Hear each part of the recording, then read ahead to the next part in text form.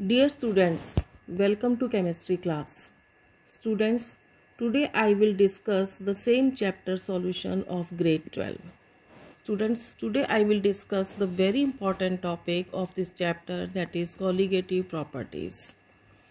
Students, सबसे पहले हम ये देखेंगे कि colligative properties किसे कहते हैं. स्टूडेंट्स, कॉलिगेटिव प्रॉपर्टीज़ जो हैं वो आइडियल सॉल्यूशंस की वो प्रॉपर्टीज़ हैं जो केवल नंबर ऑफ पार्टिकल्स के ऊपर डिपेंड करती हैं, जो केवल स्टूडेंट्स नंबर ऑफ पार्टिकल्स के ऊपर डिपेंड करेंगी. वो सॉल्यूट के कितने पार्टिकल्स हमने लिए हैं उन पे डिपेंड करेगी. अगर सॉल्यूट के मॉलिक्यूल्स हैं तो वो मॉलिक्यूल्स की संख्या पे डिपेंड करेगी. अगर सॉल्यूट के आयंस हैं तो वो उनकी नंबर पे डिपेंड करेगी. किसी भी गिवन अमाउंट ऑफ सॉल्वेंट में it doesn't depend on the nature of solute. Students, इसमें कॉलिगेटिव प्रॉपर्टीज़ वो हैं जो गिवन अमाउंट ऑफ सॉल्वेंट में जो सॉल्यूट दिया गया है उसका कितने नंबर हैं, अगर मॉलिक्यूल है तो उसके कितने नंबर हैं और अगर आयंस हैं तो उसके कितने नंबर हैं, इसके ऊपर डिपेंड करती हैं. इस बात पर डिपेंड नहीं करती हैं कि हमने सॉल्यूट कौन सा लिया है. ठीक है, जो सॉल्यूट की नेचर पे डिपेंड नहीं करती, जो सॉल्यूट के पार्टिकल्स की संख्या के ऊपर डिपेंड करती है, उन प्रॉपर्टीज़ को हम क्या कहते हैं, colligative properties. Total colligative properties जो है स्टूडेंट्स 4 होती हैं. कौन कौन सी होती हैं वो देख लेते हैं स्टूडेंट्स. सबसे पहले इसके अंदर आती है students relative lowering of vapour pressure. आपने स्टूडेंट्स ये पहले भी पढ़ा हुआ है relative lowering of vapour pressure के बारे में. क्या क्या पढ़ा हमने स्टूडेंट्स इसके बारे में, कि इसको हम राउल्ट्स लॉ भी कहते हैं नॉन वोलेटाइल सॉल्यूट के लिए. Relative lowering of vapour pressure students, इसको हमने कहा था P0 minus PS upon P0. ये फर्स्ट कॉलिगेटिव प्रॉपर्टीज़ है students. Second colligative property students हमारी आती है और वो है हमारी ऑस्मोटिक प्रेशर, जिसको हम पाई से डिनोट करेंगे. नेक्स्ट कॉलिगेटिव प्रॉपर्टीज़ स्टूडेंट्स हमारी आती है और वो है हमारी एलिवेशन इन बॉइलिंग पॉइंट, जिसको हम डेल्टा TB से डिनोट करेंगे. और लास्ट कॉलिगेटिव प्रॉपर्टीज़ स्टूडेंट्स हमारी आएगी इसके अंदर और वो है हमारी डिप्रेशन इन फ्रीजिंग पॉइंट, जिसको हम डेल्टा TF से डिनोट करेंगे. इस तरह स्टूडेंट्स कुल मिलाकर के 4 कॉलिगेटिव प्रॉपर्टीज़ हो गई. Relative lowering of vapour pressure, then osmotic pressure, then elevation in boiling point delta TB, and then depression in freezing point delta TF. इन सभी कॉलिगेटिव प्रॉपर्टीज़ को पढ़ने का एक ही उद्देश्य है स्टूडेंट्स, एक ही एम है कि इन कॉलिगेटिव प्रॉपर्टीज़ की हेल्प से हम किसी भी सॉल्यूट का मोलर मास कैलकुलेट कर सकते हैं. तो ये सभी कॉलिगेटिव प्रॉपर्टीज़ जो हैं सॉल्यूट के, अननोन कोई सॉल्यूट है तो उसके मोलर मास को कैलकुलेट करने के काम आती हैं. ठीक है स्टूडेंट्स, सबसे पहले स्टूडेंट्स इसमें हम देखते हैं और वो आती है हमारी पहली कॉलिगेटिव प्रॉपर्टी जो है relative lowering of vapour pressure. Formula हम ऑलरेडी कर चुके हैं Raoult's law for non volatile solute के लिए, वही है P0 minus PS upon P0 is equal to N2 upon N1 plus N2. Students, यहाँ पर जो हमारे N2 और N1 हैं वो क्या है स्टूडेंट्स, N2 है number of moles of solute and N1 है number of moles of solvent. Students, हमने लास्ट ईयर भी पढ़ा था कि नंबर ऑफ मोल्स जो होते हैं अगर हम उनको वेट से निकालना चाहते हैं तो हमने बताया था आपको कि इसका मतलब है small m by capital M. Small m है स्टूडेंट्स यहाँ पर गिवन मास और कैपिटल M है मोलर मास. तो यहाँ स्मॉल m को हमने स्टूडेंट्स W से रिप्रेजेंट करा है. तो अगर हम सॉल्यूट का मोलर मास निकालते हैं तो हम सॉल्यूट का गिवन मास लेंगे अपॉन सॉल्यूट का मोलर मास लेंगे. और अगर हम सॉल्वेंट के नंबर ऑफ मोल्स निकालना चाहते हैं, यानी हम N1 निकालना चाहते हैं, तो वो हो जाएगा सॉल्वेंट का गिवन मास अपॉन सॉल्वेंट का मोलर मास. ठीक है स्टूडेंट्स, तो हमने यहाँ N2 और N1 की वैल्यूज़ पुट कर दी तो हमें ये वाला फॉर्मूला मिल गया. लेकिन स्टूडेंट्स, अगर हमारा सॉल्यूशन डाइल्यूट होता है तो हम ये मान के चलते हैं कि number of moles of solute जो है वो नेग्लिजेबल हैं, बहुत ही कम अमाउंट में है, तो हम उसको डिनोमिनेटर के अंदर उसको हम नेगलेक्ट कर सकते हैं और इस तरह से जो ये वाला फॉर्मूला है हमारा रिड्यूस होकर के ये वाला फॉर्मूला बन जाता है. और अब स्टूडेंट्स हम N2 की वैल्यू पुट करेंगे तो वो आएगी W2/M2, और N1 की वैल्यू पुट करेंगे तो ये बन जाएगी हमारी कैपिटल M1/W1 बन जाएगी।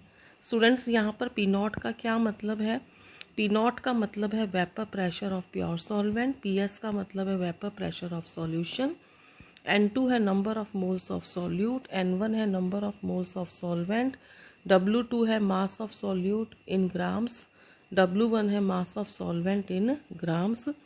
P0 माइनस PS का मतलब है students lowering of vapour pressure, यानी वेपर प्रेशर में कमी, और P0 minus PS upon P0 का मतलब है, सॉरी स्टूडेंट्स यहाँ थोड़ा करेक्शन करना आप, यहाँ पर आपका आएगा P0, तो आप अपने नोट्स में भी करेक्शन कर लेना स्टूडेंट्स। ये फॉर्मूला आपका बनेगा P0 minus PS upon P0, जिसको हम बोलते हैं relative lowering of vapour pressure. ठीक है स्टूडेंट्स, अभी मैंने आपको बताया स्टूडेंट्स कि कॉलिगेटिव प्रॉपर्टी का क्या मतलब को हम पढ़ क्यों रहे हैं, क्या इसके पीछे एम है हमारा कि कॉलिगेटिव प्रॉपर्टी से हम किसी भी अननोन सॉल्यूट का मोलर मास निकालना चाहते हैं। ठीक है स्टूडेंट्स, और एक बात हमें ये हर कॉलिगेटिव प्रॉपर्टी में प्रूफ करनी पड़ेगी कि ये कॉलिगेटिव प्रॉपर्टी क्यों है। आप किस आधार पे कह सकते हो कि relative lowering of vapour pressure is a colligative property. ठीक है स्टूडेंट्स, ये मैं आपको ऑलरेडी बता ही चुकी हूँ कि जो हमारा है Raoult's law non volatile solute के लिए है, उसके लिए भी यही फॉर्मूला है। कॉलिगेटिव प्रॉपर्टी है ये, क्यों है स्टूडेंट्स कॉलिगेटिव प्रॉपर्टी? क्योंकि ये number of moles of solute पे डिपेंड कर रही है, ना कि उसके नेचर पे। स्टूडेंट्स यहाँ फॉर्मूले में हमें कोई भी ऐसी टर्म नज़र नहीं आती जो हमें ये बताए कि ये सॉल्यूट के नेचर पे डिपेंड करती है। हाँ, यहाँ पे स्टूडेंट्स हमें जो देखने को मिल रहा है वो N2 देखने को मिल रहा है।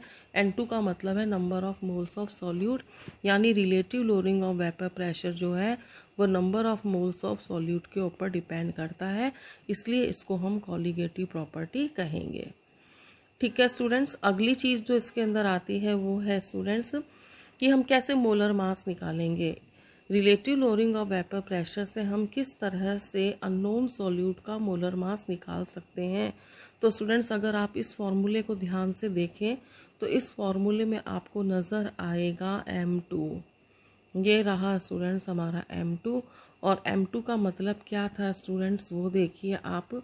जो M2 का मतलब था स्टूडेंट्स इसके अंदर वो था हमारा कि molar mass of solute. M2 का मतलब है students molar mass of solute, तो ये हम निकाल लेंगे। अगर हमें W2 की वैल्यू पता है, M1 की वैल्यू पता है, W1 की वैल्यू पता है, P0 और PS की वैल्यू पता है, तो हम M2 की वैल्यू निकाल सकते हैं, जिसका मतलब है मोलर मास ऑफ सॉल्यूट। ठीक है स्टूडेंट्स, अब ये किस तरह का मेथड है स्टूडेंट्स, तो हम ये it is not a good method for determination of molar masses. ये अच्छा मेथड नहीं है, इसलिए इसको हम प्रेफर नहीं करते हैं, क्योंकि एक तो इसके रिजल्ट्स बड़ी मुश्किल से मिलते हैं हमें, और फिर दूसरी बात वो सही भी नहीं मिलते। तो रिजल्ट्स जो हैं वो डिफ़िकल्टी से मिलते हैं हमें, और नंबर 2 वो एक्यूरेटली भी नहीं मिलते हैं। इसलिए इस मेथड को जनरली हम यूटिलाइज़ नहीं करते हैं किसी भी अननोन सॉल्यूट का मोलर मास निकालने के लिए। ठीक है स्टूडेंट्स, तो ये तो सिंपल था हमारा। फर्स्ट कॉलिगेटिव प्रॉपर्टी थी relative lowering of vapour pressure. अब हम स्टूडेंट सेकंड देखते हैं कॉलिगेटिव प्रॉपर्टी, और वो आती है हमारी ऑस्मोटिक प्रेशर। ऑस्मोटिक प्रेशर को स्टूडेंट्स हम पाई से डिनोट करते हैं। सबसे पहले स्टूडेंट्स हम इसके लिए रिलेशनशिप देख लेते हैं कि पाई किसके ऊपर डिपेंड करता है। तो स्टूडेंट्स पाई जो है it is directly proportional to concentration, it is also directly proportional to temperature, so we can say that pi is directly proportional, pi is directly proportional to concentration as well as temperature, दोनों के directly proportional हो जाएगा students. और यदि हम इन दोनों को साथ में लिखते हैं और इस प्रोपोर्शनल साइन को हटाते हैं तो स्टूडेंट्स हमें मिलेगा pi is equal to CRT। ठीक है स्टूडेंट्स, सी का मतलब कंसंट्रेशन है, सी यहाँ पर स्टूडेंट्स सी का मतलब यहाँ पर है मोलैरिटी से, और मोलैरिटी स्टूडेंट्स हम किसे कहते हैं, number of moles of solute per unit पर लीटर ऑफ वॉल्यूम। यानी कि N/V। N किसको डिनोट कर रहा है, नंबर ऑफ मोल्स को, और V किसको डिनोट कर रहा है, वॉल्यूम को, number of moles per litre of solution. तो हम C की जगह पे स्टूडेंट्स क्या पुट कर सकते हैं, N/V पुट कर सकते हैं। R जो है स्टूडेंट्स यहाँ पर एक कांस्टेंट है जिसको हम सॉल्यूशन कांस्टेंट कहते हैं, और यदि स्टूडेंट्स हम इसको सॉल्व करें तो हमें ये इक्वेशन मिल जाती है यहाँ पर πV = nRT, जिसको स्टूडेंट्स हम बोलते हैं want of equation for dilute solutions. Students हमको पता है कि जो n होता है वो n है नंबर ऑफ मोल्स, और नंबर ऑफ मोल्स को भी मैंने आपको बताया students small m by capital M से, या इसको हम W/M से भी डिनोट करते हैं। तो हमने n की जगह पे क्या पुट कर दिया है, W/M, और इस तरह से हमें एक बहुत ही इम्पॉर्टेंट रिलेशनशिप मिलती है स्टूडेंट्स, πV = W/M/RT। ठीक है स्टूडेंट्स, तो यहाँ हमें 3 इक्वेशंस मिली स्टूडेंट्स। एक तो हमें मिली π = CRT, दूसरी मिली πV = nRT, एंड थर्ड हमें मिली πV = W/M/RT। तीनों ही इक्वेशंस जो हैं वो बहुत ही इम्पॉर्टेंट हैं, ठीक है, न्यूमेरिकल के पॉइंट ऑफ व्यू से। अब स्टूडेंट्स हम देख लेते हैं यहाँ पे, वैसे तो मैंने आपको बता ही दिया है। पाई यहाँ कहाँ क्या है स्टूडेंट्स, ऑस्मोटिक प्रेशर है। सी कौन है, कंसंट्रेशन ऑफ सॉल्यूशन है मोलैरिटी में। टी कौन है, टेम्परेचर केल्विन के अंदर है। N number of moles of solute है। आर जो है स्टूडेंट्स यहाँ पे सॉल्यूशन कांस्टेंट है, एंड वी जो है स्टूडेंट्स वो सॉल्यूशन का वॉल्यूम है। डब्ल्यू मास ऑफ सॉल्यूट, और कैपिटल एम जो है मोलर मास ऑफ सॉल्यूट है। स्टूडेंट्स अब वही 2 क्वेश्चन हमारे पास आते हैं कि हम ऑस्मोटिक प्रेशर को कैसे एक कॉलीगेटिव प्रॉपर्टी कह सकते हैं। तो स्टूडेंट्स हम इसको इस तरह से कह सकते हैं कि इसमें भी आप देखें अगर तो n आ रहा है। n का क्या मतलब है, number of moles of solute. Colligative property क्या है, पाई, यानी पाई किसके ऊपर डिपेंड कर रही है, number of moles of solute पे डिपेंड कर रही है। और यहाँ हमें कोई भी ऐसी टर्म नज़र नहीं आ रही जो सॉल्यूट के नेचर पे डिपेंड करती है। दूसरी बात, अगर हम सॉल्यूट का मोलर मास निकालते हैं तो स्टूडेंट्स ये कैपिटल M कौन है, सॉल्यूट का मोलर मास है। और यहाँ से स्टूडेंट्स हमें पता लग जाता है कि हम किसी भी सॉल्यूट का मोलर मास निकाल सकते हैं अगर हम पाई V, W, R और T की वैल्यू को पुट कर दें तो। ठीक है स्टूडेंट्स, तो ऑस्मोटिक प्रेशर मेथड से स्टूडेंट्स हम किसी भी सॉल्यूट का मोलर मास भी निकाल सकते हैं, और हम ये भी कह सकते हैं कि ये कॉलीगेटिव प्रॉपर्टी है। ठीक है स्टूडेंट्स, अब यहाँ एक बहुत ही इम्पॉर्टेंट क्वेश्चन बनता है स्टूडेंट्स, और वो क्वेश्चन है कि अगर हमें प्रोटीन्स का या पॉलीमर्स का या किसी भी मैक्रो मॉलिक्यूल का मोलर मास निकालना हो तो ये उसके लिए बेस्ट मेथड है। क्यों है ये बेस्ट मेथड स्टूडेंट्स, इसके 2 रीज़न हैं मेनली। फर्स्टली कि इसको हम रूम टेम्परेचर के ऊपर मेज़र कर सकते हैं, जबकि जो दूसरी कॉलीगेटिव प्रॉपर्टी है जैसे एलिवेशन इन बॉइलिंग पॉइंट, इसको बहुत ज़्यादा टेम्परेचर चाहिए, और उस टेम्परेचर के ऊपर जो प्रोटीन्स वगैरह हैं वो डीनेचर्ड हो जाते हैं। दूसरा प्रॉपर्टी है students depression in freezing point, उसके लिए बहुत ही लो टेम्परेचर चाहिए और उसके ऊपर भी प्रोटीन क्या हो जाएंगे, डीनेचर्ड हो जाएंगे। तो जो ऑस्मोटिक प्रेशर है स्टूडेंट्स वो किसके ऊपर मेज़र किया जाता है, वो रूम टेम्परेचर के ऊपर मेज़र कर सकते हैं। बाकी कॉलीगेटिव प्रॉपर्टीज़ जो हैं या तो बहुत लो टेम्परेचर चाहिए उसके लिए, या फिर बहुत ही हाई टेम्परेचर चाहिए जिस पे प्रोटीन जो है वो डीनेचर्ड हो जाएंगे। एक तो ये रीज़न हो गया स्टूडेंट्स। दूसरा ये रीज़न है कि जब हम पाई यानी कि ऑस्मोटिक प्रेशर से हम जो है मॉलिक्यूलर मास निकालते हैं तो वो हमें इतनी वैल्यू मिल जाती है पाई की कि हम उसको इजीली मेज़र कर सकते हैं। जबकि जो दूसरी कॉलीगेटिव प्रॉपर्टीज़ हैं जैसे कि डेल्टा टी बी है या डेल्टा टी एफ है, तो इसको मेज़र करना थोड़ा डिफ़िकल्ट हो जाता है। इनको क्यों मुश्किल हो जाता है स्टूडेंट्स इनको मेज़र करना, क्योंकि इनमें डिफरेंस जो है डेल्टा टी बी बहुत ही कम मिलता है, उसको हम ऑब्जर्वेबल नहीं है, उसको हम इजीली मेज़र नहीं कर सकते। ठीक है स्टूडेंट्स, अब स्टूडेंट्स जब हम ऑस्मोटिक प्रेशर पढ़ते हैं तो इसके अंदर स्टूडेंट्स बहुत सारी इंपॉर्टेंट चीज़ें आती हैं, बहुत सारी इंपॉर्टेंट टर्म्स आएंगी जो हमको पढ़नी पड़ेंगी। तो वो आप देख लीजिए इसके अंदर कौन कौन सी इंपॉर्टेंट टर्म्स हैं। ठीक है, तो सबसे पहले स्टूडेंट हम इसके अंदर देखते हैं वो है आती है हमारी डिफ्यूजन। कि डिफ्यूजन का क्या मतलब होता है। स्टूडेंट्स, सबसे सिंपल एग्जांपल डिफ्यूजन का ये है कि अगर कोई भी परफ्यूम लगा के आता है तो एकदम से उसकी खुशबू सब तरफ फैल जाती है। इसका मतलब वो परफ्यूम जो है वो उसका डिफ्यूजन हुआ है हाई कंसंट्रेशन से लो कंसंट्रेशन की तरफ। अगर हम लिक्विड्स की बात करें, परफ्यूम में तो हमने गैसेस स्टेट की बात करी, अगर हम लिक्विड की बात करें स्टूडेंट्स, तो ये डायग्राम के थ्रू हम समझ सकते हैं। यहाँ पर हमने स्टूडेंट्स एक कंटेनर लिया है और उस कंटेनर के अंदर हमने कंसनट्रेटेड कॉपर सल्फेट भरा है, जिसका कलर कैसा होता है, डार्क ब्लू होता है। ठीक है, और अब हमने इस पर से पानी डाल दिया। तो थोड़ी देर बाद में हम क्या देखेंगे स्टूडेंट्स कि इस सॉल्यूशन का जो कलर है वो ब्लू कलर हो गया है, लाइट ब्लू कलर हो गया है, और पूरा सॉल्यूशन ही हमारा लाइट ब्लू कलर का हो गया है। ठीक है, इसका कारण क्या है स्टूडेंट्स कि कॉपर सल्फेट ऊपर की तरफ जा रहा है, पानी नीचे की तरफ आ रहा है, यानी कि दोनों डिफ्यूज़ कर रहे हैं, सॉल्यूट भी और सॉल्वेंट भी, यानी वाटर भी और कॉपर सल्फेट भी, दोनों ही मूव कर रहे हैं ऑपोजिट डायरेक्शंस के अंदर। ठीक है, और उनके इस मूवमेंट की वजह से हमें जो है वो डिफ्यूजन होगा, और उस डिफ्यूजन की वजह से पूरा सॉल्यूशन ही यूनिफॉर्मली जो है वो लाइट ब्लू कलर का हो जाएगा। तो स्टूडेंट्स, ये तो बात हुई डिफ्यूजन की, जिसको हम अगर डिफ़ाइन करना चाहें तो हम किस तरह से डिफ़ाइन करेंगे स्टूडेंट्स इसको हम, कि it is the spontaneous mixing of solute and solvent particles to form the homogeneous solution. Spontaneous mixing हो रही है, अपने आप हो रही है, सॉल्यूट सॉल्वेंट की तरफ मूव कर रहा है, सॉल्वेंट सॉल्यूट की तरफ मूव कर रहा है, तब तक मूव करेंगे जब तक पूरा सॉल्यूशन यूनिफॉर्म नहीं हो जाए, एक जैसा नहीं हो जाए। अब स्टूडेंट्स, हम देखते हैं ऑस्मोसिस का क्या मतलब है।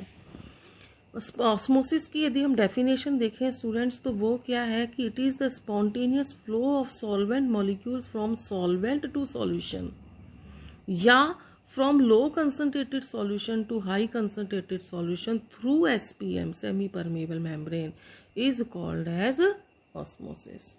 इसको हम बेटर समझ सकते हैं स्टूडेंट्स, इस डायग्राम के थ्रू समझ सकते हैं।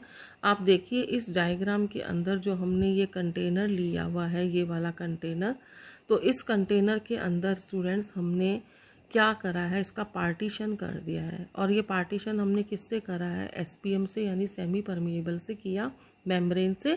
इस सेमी परमिएबल मेम्ब्रेन के एक तरफ तो हमने डाइल्यूट कॉपर सल्फेट का सॉल्यूशन भरा है, और एक तरफ हमने कंसंट्रेटेड कॉपर सल्फेट का सॉल्यूशन भरा है। तो स्टूडेंट, जब डाइल्यूट कॉपर सल्फेट का सॉल्यूशन लिया है तो इसकी जो कंसंट्रेशन है वो कैसी हो जाएगी, लो हो जाएगी। ठीक है, और यहाँ पे ये है कंसंट्रेटेड कॉपर सल्फेट है, तो यहाँ इसकी कंसंट्रेशन जो है वो कैसी हो जाएगी, हाई हो जाएगी। ठीक है स्टूडेंट्स, एक तरफ लो कंसंट्रेशन हो गई और एक तरफ हाई कंसंट्रेशन हो गई, और बीच में कौन है, SPM है। तो मूवमेंट होगा स्टूडेंट्स, ये मूवमेंट किसका होगा स्टूडेंट्स, ये मूवमेंट होगा सिर्फ सॉल्वेंट का, और सॉल्वेंट का मूवमेंट भी स्टूडेंट्स लो से किसकी तरफ होगा, हाई की तरफ होगा, यानी लो कंसंट्रेशन से हाई कंसंट्रेशन की तरफ मूवमेंट होगा। यानी कि डाइल्यूट कॉपर सल्फेट का जो सॉल्यूशन है, इसमें जो वाटर है वो कंसंट्रेटेड कॉपर सल्फेट सॉल्यूशन की तरफ मूव करेगा, और धीरे धीरे हम देखेंगे कि इसका लेवल हाई हो गया है। ठीक है, तो नेट फ्लो कहाँ से कहाँ होगा स्टूडेंट, लो कंसंट्रेशन से हाई कंसंट्रेशन की तरफ होगा, SPM के थ्रू। स्टूडेंट, जो SPM है ना, वो सॉल्यूट को अलाउ नहीं करेगी अपने अंदर से पास होने के लिए, वो केवल किसको अलाउ करेगी, सॉल्वेंट को, और वो भी मूवमेंट कहाँ से कहाँ होगा, लो से हाई की तरफ होगा। ठीक है स्टूडेंट्स, अब अगर हम देखें स्टूडेंट्स कि ऑस्मोसिस और डिफ्यूजन दोनों में क्या डिफरेंस है, तो जो ऑस्मोसिस, और अभी हमने देखो स्टूडेंट्स ऑस्मोसिस भी पढ़ा और हमने डिफ्यूजन भी पढ़ा, तो आप खुद ही बताएं दोनों में क्या क्या डिफरेंसेस आए। नंबर 1 डिफरेंस आया कि भाई ऑस्मोसिस में SPM की ज़रूरत पड़ी, डिफ्यूजन में SPM की ज़रूरत नहीं पड़ी। ऑस्मोसिस में फ्लो केवल किसका हुआ, सॉल्वेंट का हुआ, और वो भी SPM में से होकर हुआ, जबकि डिफ्यूजन के अंदर सॉल्वेंट और सॉल्यूट दोनों ही मूव कर रहे हैं। जो ऑस्मोसिस है स्टूडेंट्स, उसमें जो मूवमेंट है वो लो कंसंट्रेशन से हाई कंसंट्रेशन की तरफ है, जबकि यहाँ रिवर्स है स्टूडेंट्स, हायर कंसंट्रेशन से लोअर कंसंट्रेशन की तरफ मूवमेंट हो रहा है। जो स्टूडेंट्स ऑस्मोसिस है ये केवल लिक्विड सॉल्यूशंस के लिए ही एप्लीकेबल है, जबकि डिफ्यूजन जो है वो गैसियस और लिक्विड्स दोनों सॉल्यूशंस के लिए पॉसिबल है। जो डिफ्यूजन है इसको हम रिवर्स नहीं कर सकते स्टूडेंट्स। अभी हम देखेंगे कि ऑस्मोसिस को हम रिवर्स भी कर सकते हैं, कैसे करेंगे ये भी मैं आपको भी बताऊंगी। ठीक है, अब आता है स्टूडेंट्स की एसपीएम होती क्या है, सेमी परमेबल मेम्ब्रेन क्या होती हैं, कितने तरह की होती हैं। तो स्टूडेंट्स जो ये सेमी परमेबल मेम्ब्रेन्स होती हैं ये दो तरह से हम क्लासीफाई कर सकते हैं। मैं पहले भी आपको इसके बारे में बता चुकी हूँ। जब हमने सरफेस केमिस्ट्री पढ़ा था और डायलिसिस वगैरह पढ़ा था, हमने वहाँ पर इलेक्ट्रोऑस्मोसिस भी पढ़ा था, वहाँ भी हमने एसपीएम यूज़ में ली थी। तो दो तरह की होती हैं, एक तो होती है नेचुरल और एक होती है आर्टिफिशियल। जो नेचुरल होती हैं स्टूडेंट्स उसमें प्लांट मेम्ब्रेन आती हैं और एनिमल मेम्ब्रेन्स आती हैं। जो आर्टिफिशियल होती हैं उसमें पार्चमेंट पेपर आता है और सेलोफेन पेपर आता है। ठीक है स्टूडेंट्स, अब हम आते हैं अपनी मेन टर्म के ऊपर, और ये मेन टर्म वही है जो हमारी सेकंड कॉलिगेटिव प्रॉपर्टी है स्टूडेंट्स। और वो सेकंड कॉलिगेटिव प्रॉपर्टी हमारी क्या है, ऑस्मोटिक प्रेशर, जिसको हम किससे डिनोट करते हैं, पाई से। अब स्टूडेंट हम ये देखेंगे कि ऑस्मोटिक प्रेशर क्या होता है। तो इसके लिए स्टूडेंट्स पहले हम ये वाला फिगर देखेंगे। इस फिगर के अंदर स्टूडेंट्स हमने एक कंटेनर लिया और इस कंटेनर को अगेन हमने डिवाइड करा, किससे डिवाइड करा, एसपीएम से। इसके एक तरफ हमने सॉल्वेंट लिया और एक तरफ हमने सॉल्यूशन लिया। ठीक है स्टूडेंट्स, तो हम देखेंगे कि ये सॉल्वेंट के मॉलिक्यूल किस तरफ मूव करेंगे, सॉल्यूशन की तरफ मूव करेंगे, क्योंकि यहाँ कंसंट्रेशन कैसी है, लो, और यहाँ कंसंट्रेशन कैसी है, हाई है। लेकिन स्टूडेंट्स अब हम क्या करेंगे कि जहाँ सॉल्वेंट का मूवमेंट लो से हाई की तरफ हो रहा था, यानी सॉल्वेंट से सॉल्यूशन की तरफ हो रहा था, तो हम सॉल्यूशन के ऊपर क्या करेंगे, प्रेशर अप्लाई करेंगे। और इतना प्रेशर अप्लाई करेंगे कि सॉल्वेंट का जो सॉल्वेंट जो है वो सॉल्वेंट से सॉल्यूशन में जाना रुक जाए। इतना प्रेशर डेवलप करेंगे हम कि ऑस्मोसिस का प्रोसेस ही रुक जाए। ऑस्मोसिस का प्रोसेस रुक जाए मीन्स सॉल्वेंट जो है वो एसपीएम में से पास होकर के सॉल्यूशन की तरफ जाना रुक जाए। ठीक है स्टूडेंट्स, उस प्रेशर को हम क्या बोलेंगे स्टूडेंट्स, ऑस्मोटिक प्रेशर बोलेंगे। तो osmotic pressure is the minimum excess pressure that has to be applied on solution side so that there will be no osmosis takes place. Osmosis का प्रोसेस ही रुक जाए, उस प्रेशर को जो सॉल्यूशन की साइड पर कम से कम अप्लाई करना पड़ता है उसको हम क्या कहते हैं स्टूडेंट्स, ऑस्मोटिक प्रेशर। ठीक है, इसको हम एक और डेफिनेशन से भी समझ सकते हैं, और उसके लिए हम एक और डायग्राम देखते हैं स्टूडेंट्स कि यहाँ हमने एक कंटेनर लिया और इस कंटेनर के अंदर हमने डिस्टिल वाटर भर दिया, और यहाँ पे स्टूडेंट्स हमने एक फनल ली है, और इस फनल के अंदर हमने स्टूडेंट्स जो है शुगर का इस बीकर के अंदर हमने स्टूडेंट्स भरा है शुगर का सॉल्यूशन, और इस फनल के अंदर जो है हमारा वो है डिस्टिल वाटर। ठीक है, तो ऐसी स्थिति के अंदर स्टूडेंट्स क्या होगा कि शुगर सॉल्यूशन की कंसंट्रेशन क्या है, लो, हाई है, और इसकी कंसंट्रेशन कैसी है, लो है। तो ऐसी स्थिति के अंदर जो हमारा पानी है वो किसके अंदर घुसेगा, फनल के अंदर जाएगा, और वो एक हाइट पर जाकर के रुक जाएगा। ठीक है, अब इस हाइट के द्वारा इस लिक्विड पे जो प्रेशर डेवलप होगा उसको हम क्या कहेंगे स्टूडेंट्स, उसको हम कहेंगे, उस हाइड्रोस्टेटिक प्रेशर को हम क्या बोलेंगे स्टूडेंट्स, ऑस्मोसिस बोलेंगे। ठीक है, लो कंसंट्रेशन से हाई कंसंट्रेशन की तरफ मूवमेंट होगा।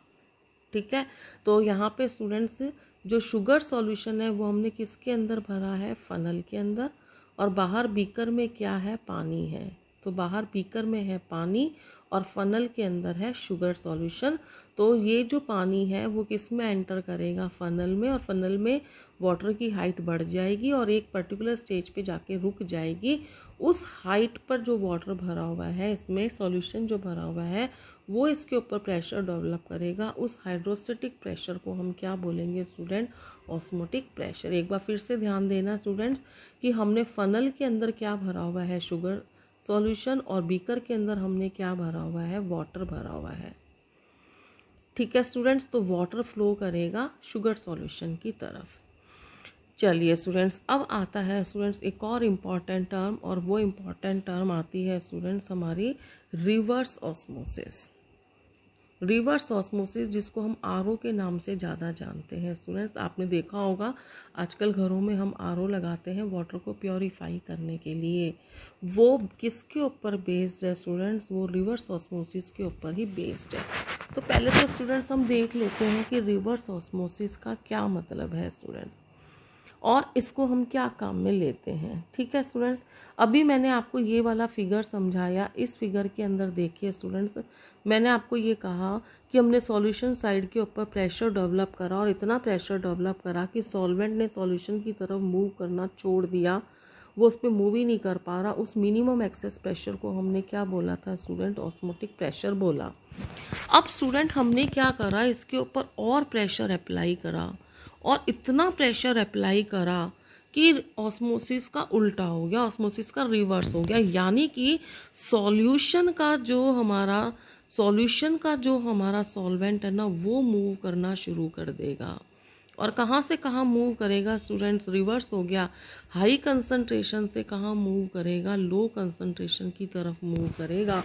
तो ऐसी स्थिति के अंदर ऑस्मोसिस का रिवर्स हो गया, इसलिए इस फिनोमिना को हम क्या बोलते हैं स्टूडेंट्स? रिवर्स ऑस्मोसिस कहते हैं।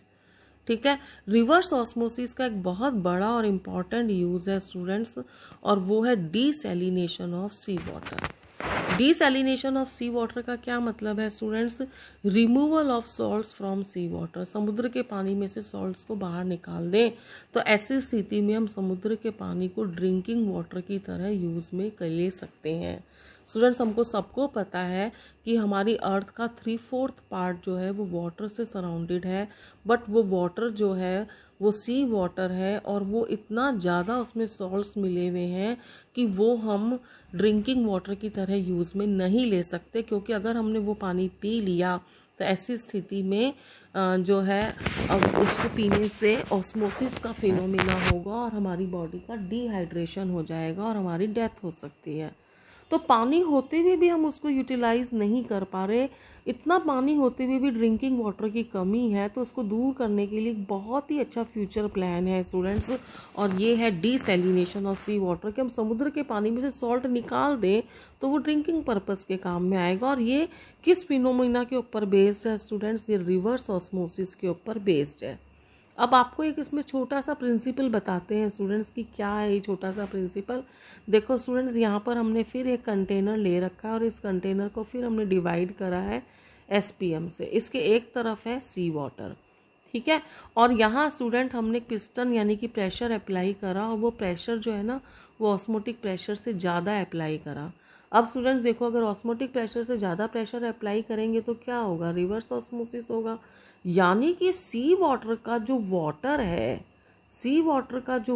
है ना, वो SPM को क्रॉस करके मूव कर जाएगा दूसरी तरफ, जहाँ क्या है? फ्रेश वाटर है। यानी सी वाटर का जो वाटर वाला पार्ट है वो फ्रेश वाटर में आ जाएगा, और यहाँ स्टूडेंट्स कौन रह जाएंगे? सॉल्ट रह जाएंगे। और इस तरह से हमने समुद्र के पानी में से सॉल्ट्स को सेपरेट कर दिया, और जो वाटर ये हमें मिलेगा वो ड्रिंकिंग पर्पस के काम में आएगा। जो हमारे घरों में RO लगा हुआ है स्टूडेंट्स, वो भी इसी के ऊपर बेस्ड है।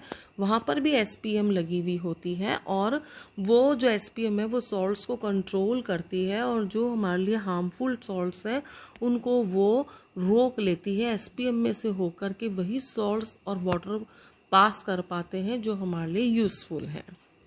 ठीक है स्टूडेंट्स, तो ये उसी RO की बात हो रही है जो हमारे घरों में प्लांट लगा हुआ है। अगर इसको हम लार्ज स्केल के ऊपर अप्लाई करें तो हम सी वाटर को भी क्या कर सकते हैं? ड्रिंकिंग वाटर में कन्वर्ट कर सकते हैं। ठीक है स्टूडेंट्स, कुछ और टर्म्स हैं बहुत इंपॉर्टेंट हैं, छोटी छोटी टर्म्स हैं कि एक्समोस्मोसिस क्या होता है, एंडोस्मोसिस क्या होता है। तो स्टूडेंट्स, हमको सबको पता है एक्स का मतलब क्या होता है? आउट, बाहर जाना, और एंड का मतलब क्या होता है? इन। ठीक है, तो अगर स्टूडेंट सॉल्वेंट के मॉलिक्यूल्स जो हैं वो बाहर आ जाते हैं, SPM से होके बाहर आ जाते हैं, तो उसको हम बोलते हैं एक्सऑस्मोसिस। और अगर सॉल्वेंट के मॉलिक्यूल्स SPM के अंदर आ जाते हैं तो उसको हम क्या बोलेंगे? एंडोस्मोसिस। Very simple. आगे स्टूडेंट्स और भी 2-3 टर्म्स पढ़नी है, हमको समझनी है। उसमें एक तो स्टूडेंट्स आते हैं आइसोटोनिक सॉल्यूशन, एक आते हैं हाइपरटोनिक सॉल्यूशन और एक आते हैं हाइपोटोनिक सॉल्यूशन। ठीक है स्टूडेंट्स, क्या है स्टूडेंट्स, आइसो का मतलब हमें पता है क्या होगा, सेम होगा। हाइपर का मतलब स्टूडेंट्स हमें पता है ज़्यादा, मोर। ठीक है, और हाइपो इसका ऑपोजिट हो जाएगा, यानी क्या हो जाएगा, लेस हो जाएगा। तो ये तो स्टूडेंट्स हमने डिक्शनरी मीनिंग्स देख लिए। अब देखिए स्टूडेंट्स, वो वाले सॉल्यूशंस जिनका ऑस्मोटिक प्रेशर सेम होता है, अगर टेम्परेचर सेम है तो उनको हम कहते हैं आइसोटोनिक सॉल्यूशन। दो सॉल्यूशंस का अगर ऑस्मोटिक प्रेशर सेम है तो उनको हम आइसोटोनिक सॉल्यूशंस कहेंगे। स्टूडेंट्स, जो आइसोटोनिक सॉल्यूशन होते हैं उनकी कंसंट्रेशन भी क्या होती है, सेम, क्योंकि मैंने आपको बताया था कि pi is directly proportional to C. अगर सी सेम है तो पाई भी क्या होगा, सेम होगा।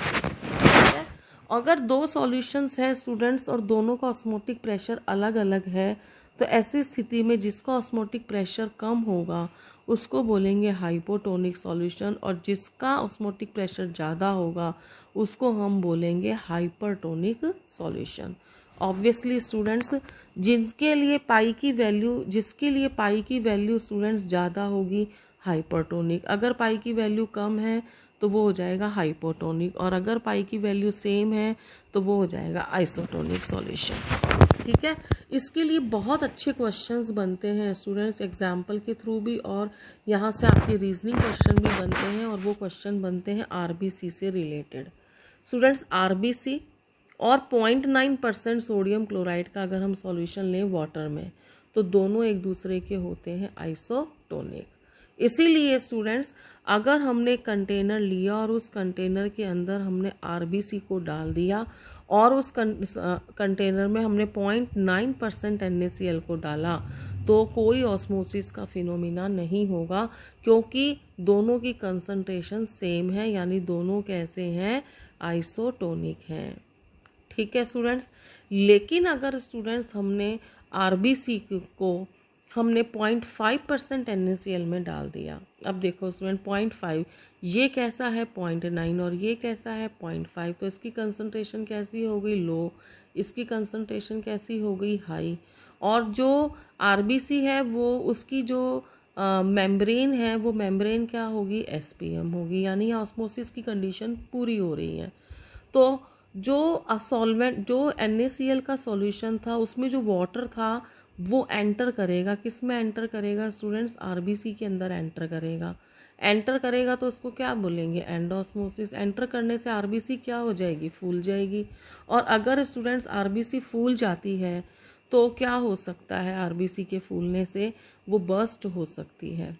ठीक है, अब यदि स्टूडेंट्स हमने क्या करा, इसी आरबीसी को हमने एक और कंटेनर लिया और उस कंटेनर में डाला जिसमें 1% NaCl का सॉल्यूशन है, और जबकि आरबीसी का कितना है 0.9, तो बताओ स्टूडेंट, कंसंट्रेशन यहाँ क्या हो गई, हाई, और यहाँ क्या हो गई, लो। तो और जो आरबीसी की मेम्ब्रेन है वो SPM हो गई।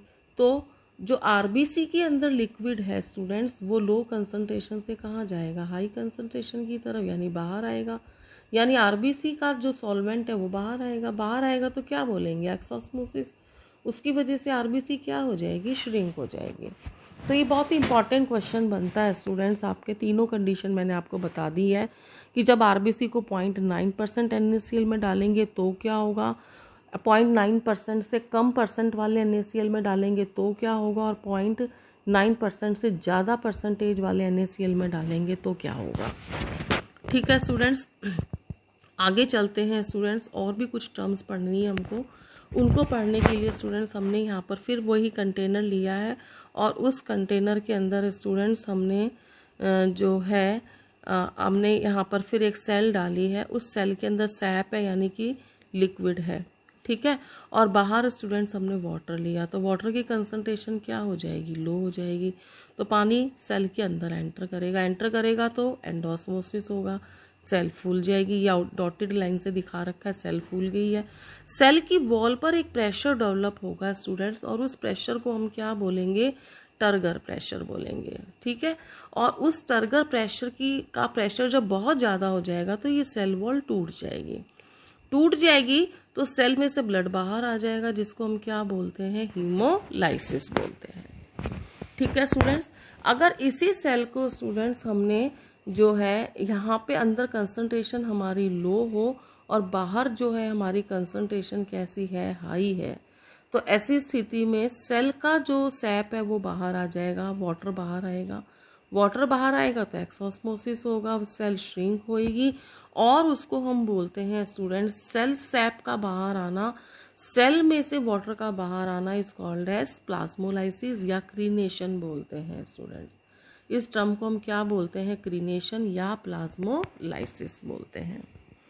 ठीक है स्टूडेंट्स, अब ये सारी टर्म्स जो मैंने आपको समझाई है यहाँ पर उसको डिफाइन किया गया है स्टूडेंट कि हीमोलाइसिस किसे कहते हैं, फिर उसके बाद में स्टूडेंट्स जो है टर्गर प्रेशर किसे कहते हैं, उसके बाद में प्लाज्मोलाइसिस या क्रीनेशन किसे कहते हैं, जो मैं आपको ऑलरेडी बता चुकी हूँ। अब स्टूडेंट्स इसके अंदर हमारा आता है और वो आता है कि ऑस्मोसिस की डे टू डे लाइफ में क्या यूज़फुलनेस है, क्या यूटिलाइजेशन है। तो स्टूडेंट्स ऑस्मोसिस हमारी लाइफ में हमें डेली लाइफ के अंदर बहुत देखने को मिलता है। बहुत सारे कंसेप्ट हम समझा सकते हैं ऑस्मोसिस के थ्रू। सबसे पहले स्टूडेंट्स आप देखो, जो गर्मियों के दिनों में आम आते हैं, कच्चे आम आते हैं, उसका अचार डालते हैं और उसमें नमक भी डालते हैं। ठीक है, हम देखते हैं अचार तो बहुत सालों तक ख़राब ही नहीं होता। ठीक है, नमक डालते हैं उसके अंदर, उसकी वजह से आम जो है वो ख़राब नहीं होते हैं। और इसी तरीके से स्टूडेंट्स जो मीट है उसको प्रिजर्व करने के लिए भी हम उसमें क्या डालते हैं, सॉल्ट डालते हैं। ठीक है, ऐसे ही स्टूडेंट्स अगर फ्रूट्स का मुरब्बा डालना होता है, मीठा मुरब्बा, तो उसमें हम क्या डाल देते हैं, चीनी डाल देते हैं।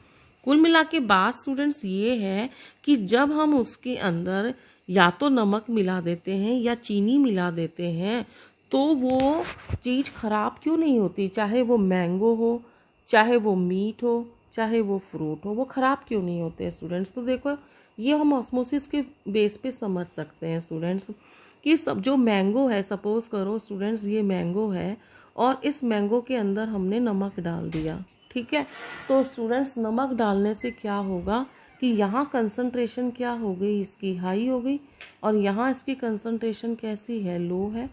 ठीक है, तो मैंगो के अंदर जो भी सॉल्वेंट है, लिक्विड है, वो बाहर आ जाएगा। बाहर आएगा तो ये श्रिंक हो जाएगा, बाहर आ गया तो वो डिहाइड्रेटेड हो गया। डिहाइड्रेटेड होने की वजह से बैक्टीरिया डेवलप नहीं होंगे। बैक्टीरिया ही तो उस मैंगो को ख़राब करते थे, उस मैंगो में जो है उसको सड़ाते थे। तो डिहाइड्रेशन होने की वजह से वो जो मैंगो है उसमें बैक्टीरिया डेवलप नहीं होंगे। यही बात मीट के साथ होगी, यही बात किसी और भी फ्रूट के साथ होगी। ठीक है स्टूडेंट्स, आगे आपने देखा होगा स्टूडेंट्स की जो सब्जी वाला होता है वो लगातार, अगर गाजर है, मूली है, कोई भी चीज़ है स्टूडेंट, बार बार उसके ऊपर ना पानी डालता रहता है। क्यों पानी डालता है स्टूडेंट, ताकि वो ताज़ी बनी रहे। ताज़ी क्यों बनी रहती है, क्योंकि अगर पानी नहीं डालते स्टूडेंट तो वो लिम्प्ड हो जाती हैं, यानी कि वो ढीली ढीली सी हो जाती हैं। और पानी डालने के बाद क्या होगा स्टूडेंट्स, पानी की कंसंट्रेशन कैसी है, लो है, और कैरेट के अंदर कंसंट्रेशन क्या है, हाई है। तो जो कैरेट की बाहर की जो छिलके हैं स्टूडेंट्स वो किसका काम करेंगे, एसपीएम का काम करेंगे। तो वाटर एसपीएम के से होता हुआ किस में एंटर करेगा, गाजर में एंटर करेगा, कैरेट में एंटर करेगा। उससे कैरेट के जो एसपीएम है उसके ऊपर टर्गर प्रेशर पड़ेगा और उसकी वजह से वो फ्रेश रहेंगी, लटकी भी नहीं रहेंगी। सेम यही केस स्टूडेंट्स हम फ्लावर के केस में देखते हैं कि फ्लावर्स के ऊपर भी हम पानी छिड़कते रहते हैं, इसीलिए कि वो ताज़े बने रहें, क्योंकि पानी डालने से वो हाइड्रेटेड हो जाते हैं। ठीक है स्टूडेंट्स, कई बार क्या होता है स्टूडेंट्स, हम कहते हैं कई लोगों को भाई नमक कम खाया करो। क्यों, क्योंकि स्टूडेंट्स नमक ज़्यादा खाने से क्या होता है, जो टिश्यूज़ होते हैं वो स्वेलअप हो जाते हैं और उसकी वजह से एक डिजीज़ हो जाती है जिसको हम एडिमा कहते हैं। और ये किसकी वजह से होती है, एंडोस्मोसिस की वजह से होती है। ठीक है, तो इसके बाद में नेक्स्ट आता है स्टूडेंट्स हमारा, क्योंकि वाटर जो है ना स्टूडेंट्स वो टिश्यू में एंटर कर जाएगा। अगर टिश्यू में सॉल्ट ज़्यादा होगा तो वाटर टिश्यू में एंटर कर जाएगा और उसकी वजह से स्वेलिंग आ जाएगी।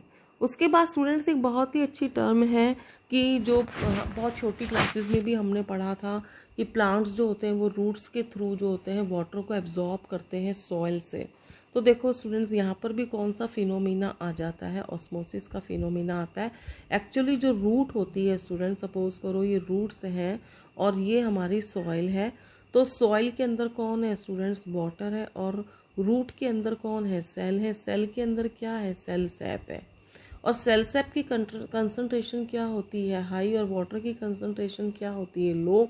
तो ऐसी स्थिति में वाटर किसके अंदर एंटर कर जाएगा, सेल में जो रूट में है। आगे स्टूडेंट्स यहाँ पर आपके क्या आ जाएंगे, स्टेम आ जाएंगे, ब्रांचेस आ जाएंगी, लीव्स आ जाएंगी, फ्लावर्स आ जाएंगे। तो जैसे जैसे पानी आगे जाएगा ना स्टूडेंट्स, वैसे वैसे सेल सैप की कंसंट्रेशन बढ़ती जाएगी और इस तरह से एक सक्शन डेवलप हो जाएगा और उसकी वजह से वाटर जो है वो हायर पार्ट के अंदर प्लांट के जा सकेगा। ठीक है स्टूडेंट्स।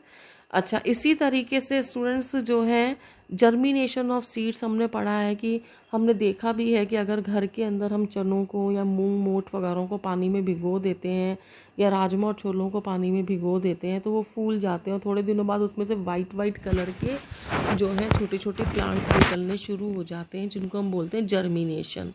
ठीक है, और फिर वही बाद में कन्वर्ट हो जाते हैं पूरे प्लांट में। तो जर्मिनेशन ऑफ सीड्स हो या ग्रोथ ऑफ प्लांट्स की बात हो, मूवमेंट ऑफ प्लांट्स की बात हो, कुछ चीज़ें ऐसी होती हैं, फ्लावर्स जो होते हैं या छूने से जो होते हैं वो बंद हो जाते हैं फिर खुल जाते हैं। ये सारी बातें किसके ऊपर डिपेंड करती हैं स्टूडेंट्स, ऑस्मोसिस के ऊपर डिपेंड करती हैं। ठीक है स्टूडेंट्स, तो ये हमने पढ़ा ऑस्मोसिस के बारे में स्टूडेंट्स। तो ऑस्मोसिस में काफ़ी सारी टर्म्स आई हैं और वो सब हमें स्टूडेंट्स याद करनी है और समझनी है। ठीक है, नेक्स्ट कॉलिगेटिव प्रॉपर्टी स्टूडेंट्स आती है हमारी लास्ट की दो प्रॉपर्टी है। मैं दोनों आपको साइड बाय साइड डिस्कस करूंगी क्योंकि दोनों इंटरकनेक्टेड है और तो हम दोनों को कंपेयर करके लर्न कर सकते हैं। तो सबसे पहले स्टूडेंट्स हम इसमें देखते हैं वो प्रॉपर्टी, कॉलिगेटिव प्रॉपर्टी नंबर 3 है जिसको हम डेल्टा टीवी से शो करेंगे और इसको स्टूडेंट्स हम बोलेंगे एलिवेशन इन बॉइलिंग पॉइंट। ठीक है, जो 4th नंबर की कॉलिगेटिव प्रॉपर्टी है स्टूडेंट्स उसको हम शो करेंगे कॉलिगेटिव प्रॉपर्टी नंबर 4 बोलेंगे और उसको हम डेल्टा टीएफ से शो करेंगे और उसको हम बोलेंगे डिप्रेशन इन फ्रीजिंग पॉइंट। ठीक है स्टूडेंट्स, पहले हम 1 बाय 1 एक एक को स्टडी कर लेते हैं। सबसे पहले हम स्टूडेंट्स इसमें डिस्कस करते हैं एलिवेशन इन बॉइलिंग पॉइंट। पहले तो स्टूडेंट्स आप ये मतलब समझ लो कि एलिवेशन का मतलब क्या होता है, इंक्रीज, बॉइलिंग पॉइंट का बढ़ना। कब बढ़ना बॉइलिंग पॉइंट का, कि जब हम सॉल्वेंट के अंदर क्या मिला देंगे, सॉल्यूट, और सॉल्यूट भी कैसा होगा स्टूडेंट्स, नॉन वॉलेटाइल होगा। अगर हम नॉन वॉलेटाइल सॉल्यूट मिलाते हैं तो बॉइलिंग पॉइंट बढ़ जाता है। जैसे सपोज करो स्टूडेंट्स हमने पानी लिया, पानी का बॉइलिंग पॉइंट कितना है, 100 डिग्री सेंटीग्रेड है, लेकिन हमने इस पानी में क्या मिला दिया, नमक मिला दिया, तो इसका बॉइलिंग पॉइंट 100 डिग्री से ज़्यादा हो जाएगा। This is called elevation in boiling point, क्योंकि NaCl क्या है स्टूडेंट्स, नॉन वॉलेटाइल सॉल्यूट है और इसको मिलाने से वाटर का बॉइलिंग पॉइंट जो है वो बढ़ गया। ठीक है, अब स्टूडेंट सबसे पहले इसको समझने से पहले ना, सबसे पहले हमें ये समझना पड़ेगा कि बॉइलिंग पॉइंट कहते किसे हैं। अब आप सोचोगे कि क्या बॉइलिंग पॉइंट भी बताने की चीज़ है, सबको पता है बॉइलिंग पॉइंट क्या, आपको पता है स्टूडेंट्स कि ये वो टेम्परेचर है जिसके ऊपर लिक्विड बॉयल करना शुरू कर दे। ठीक है, ये डेफिनेशन स्टूडेंट्स लोअर क्लासेस में काम आती है। हायर क्लासेस में क्या है स्टूडेंट्स कि बॉइलिंग पॉइंट वो टेम्परेचर है जिस पर लिक्विड का वेपर प्रेशर एटमॉस्फेयर के वेपर प्रेशर के बराबर हो जाएगा। जब लिक्विड का वेपर प्रेशर जो है वो एटमॉस्फेयर के वेपर प्रेशर के बराबर हो जाएगा तो उसको हम क्या कहेंगे स्टूडेंट्स, बॉइलिंग पॉइंट कहेंगे। ठीक है, अब क्वेश्चन ये रह सकता है, जैसे कि हम अभी मैंने आपको एग्जांपल दिया ही है कि boiling point of water is 100 degree centigrade, it means at this temperature the vapour pressure of water is equal to atmospheric pressure. ठीक है, अब दूसरी इंपॉर्टेंट बात जो समझनी है स्टूडेंट्स वो क्या है, वो ये है स्टूडेंट्स आपकी दूसरी बात कि आप जो बॉइलिंग पॉइंट किसी सॉल्यूशन का है ना वो हमेशा ज़्यादा होता है प्योर सॉल्वेंट से, और इसी चीज़ को हम क्या कहते हैं, एलिवेशन इन बॉइलिंग पॉइंट कहते हैं। ठीक है, अब स्टूडेंट्स इसका मतलब, इसका रीज़न क्या है हमें ये समझना है। इसका रीज़न स्टूडेंट्स एक लाइन में अगर हम समझें तो वो क्या है स्टूडेंट्स, इसका रीज़न कि vapour pressure of solution is less than the vapour pressure of pure solvent. कि जो सॉल्यूशन का वेपर प्रेशर होता है वो सॉल्वेंट के वेपर प्रेशर से क्या होता है, सॉल्यूशन का वेपर प्रेशर सॉल्वेंट के वेपर प्रेशर से कम होता है। ठीक है, और इसीलिए सॉल्यूशन को हमें ज़्यादा गर्म करना पड़ता है ताकि उसका वेपर प्रेशर जो है वो एटमॉस्फेयर के वेपर प्रेशर के बराबर हो जाए। अब मैं आपको बता रही हूँ स्टूडेंट्स, बट मुझे पता है आपको ये बात समझ में नहीं आ रही। ठीक है, तो इसको समझाने के लिए स्टूडेंट्स यहाँ देखिए आप ये वाला क्वेश्चन देखो स्टूडेंट्स, यहाँ पर मैंने ये बताया है आपका एटमॉस्फेरिक प्रेशर, ये है हमारा वेपर प्रेशर ऑफ सॉल्वेंट और ये है vapour pressure of solution. Vapour pressure of solution मैंने आपको पहले ही बताया, सॉल्यूशन का वेपर प्रेशर कम है, सॉल्वेंट का वेपर प्रेशर उससे ज़्यादा है और एटमॉस्फेरिक प्रेशर सबसे ज़्यादा है। ठीक है, अब स्टूडेंट्स हमें पता है कि वेपर प्रेशर जो है वो टेम्परेचर के डायरेक्टली प्रोपोर्शनल है। तो अगर हमने इस लिक्विड को गर्म किया, इस लिक्विड को हमने क्या करा, हीट किया तो इसका वेपर प्रेशर बढ़ गया और बढ़कर ये किसके बराबर हो गया, एटमॉस्फेरिक प्रेशर के बराबर हो गया। तो इस टेम्परेचर को हम क्या बोलेंगे students, boiling point of solvent. ठीक है, अब क्या करा स्टूडेंट, हमने इसी सॉल्वेंट के अंदर नमक मिला दिया, तो वो बताओ क्या बन गया, सॉल्यूशन बन गया। सॉल्यूशन बन गया तो उसका वेपर प्रेशर कम हो गया, यानी कि पहले वो ये था अब वो ये हो गया। ठीक है, ये आ गया हमारा सॉल्यूशन का वेपर प्रेशर। अब देखो स्टूडेंट्स, इसको भी तो एटमॉस्फेयर के इक्वल होना पड़ेगा और इसके लिए भी इसको हम क्या करेंगे, हीट करेंगे, टेम्परेचर बढ़ाएंगे। लेकिन स्टूडेंट इसको तो ज़्यादा गर्म करना पड़ा ना, क्योंकि एटमॉस्फेरिक प्रेशर में और सॉल्यूशन के वेपर प्रेशर में तो ज़्यादा डिफरेंस आ गया, तो इसको हमें ज़्यादा गर्म करना पड़ेगा। ज़्यादा गर्म करेंगे तो बॉइलिंग पॉइंट क्या हो जाएगा, बढ़ जाएगा।